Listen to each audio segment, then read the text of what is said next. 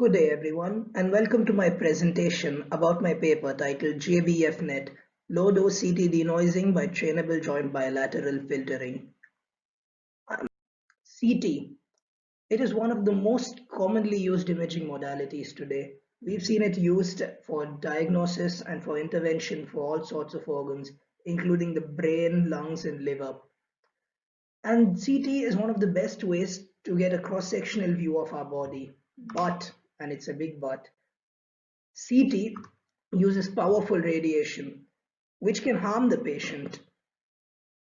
And as a matter of fact, it is estimated that up to 2% of all cancers are caused due to CT radiation dose.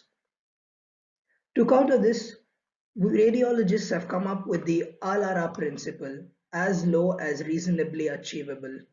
And it makes sense to reduce the radiation dose in order to minimize risk to the patient. However, this comes with its own downsides. Now take the image on the left here. It's a full dose CT image using the standard clinical dose. The image on the right has the dose reduced by 75%. And as we can see, the object indicated by the red arrow is significantly distorted by noise. The object indicated here by the blue arrow is almost completely destroyed and will be removed in any denoising process. And this is a common problem for all small and low contrast objects, which usually use tumor. Thankfully, as the blue box shows in the bottom, it doesn't apply to high contrast and larger objects. How do we remedy this? So one of the original approaches involved nonlinear filtering. This included the bilateral filter, which takes into account both the difference in intensity coordinates and the difference in spatial coordinates, and the guided filter, which is similar, but it uses a guided guide image to find out the difference in the range weights.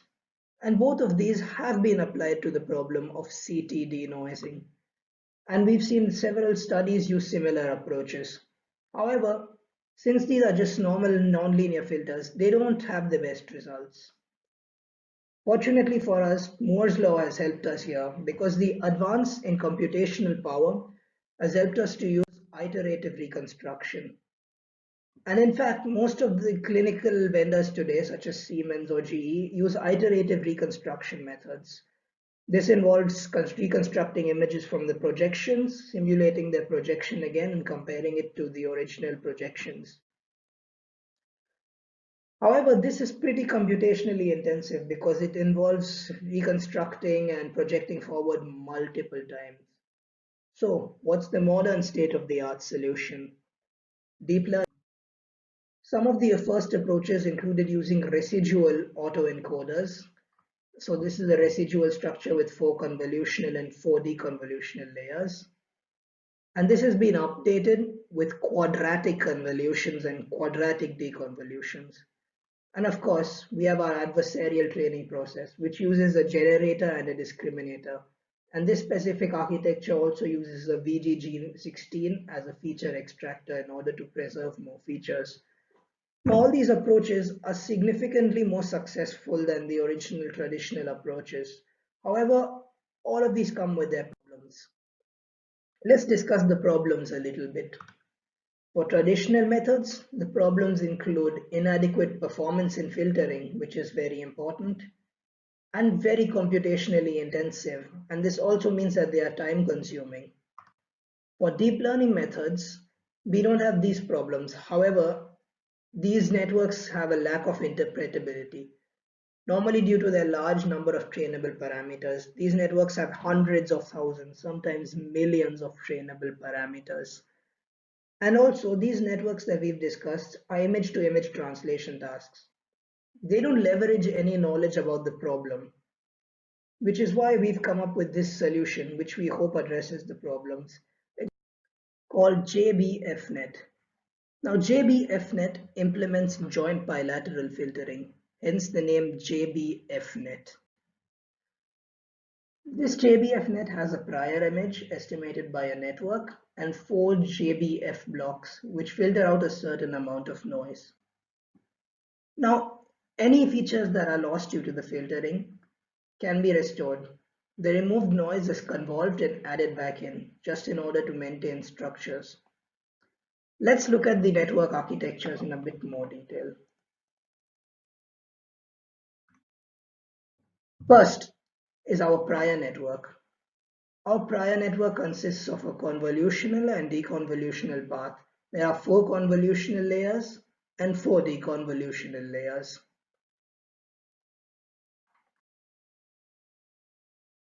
Next is our JBF block. The JBF block has 2 filtering functions which account for the differences in spatial intensities and spatial distances.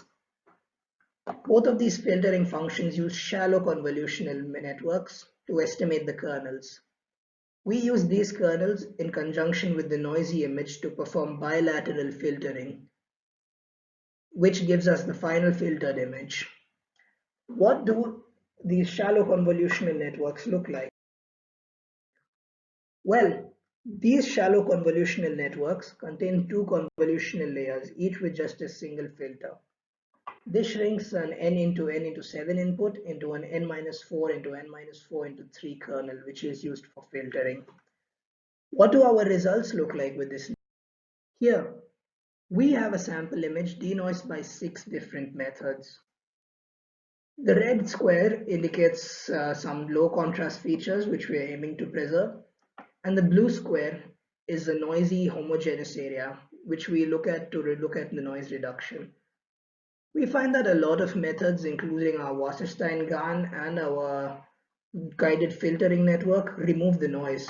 However, both of those completely destroy the small low contrast feature, which reduces our spatial resolution significantly. Whereas JBFNet both removes the noise as well as preserves our features. In fact, JBFNet does not learn an image-to-image translation, it learns the noise structures and how to remove them. For this reason, it can even be applied to full dose images, which are our target images during training. Here we have a full dose image which we denoise by JBFNet and which we denoise using Admire, Siemens reconstruction algorithm. We notice that the image denoised by JBFNet has significantly lower noise than the one denoised by Admire. However, an in-depth analysis still needs to be done. Statistically speaking, we've compared our method to several state-of-the-art deep learning architectures, as well as several ablation studies to test how good our training and testing methods are.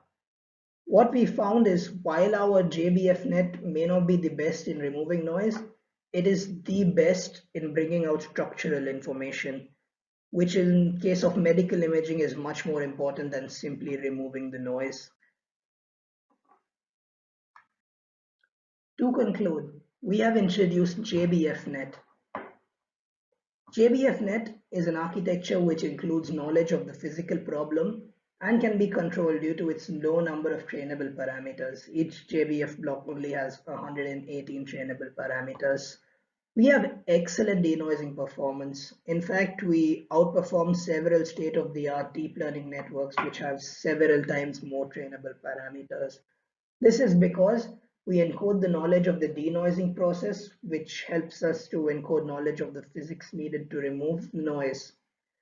Due to this, we can remove noise in both full dose and reduced dose cases, which makes our method very applicable for increasing image quality beyond what is already available.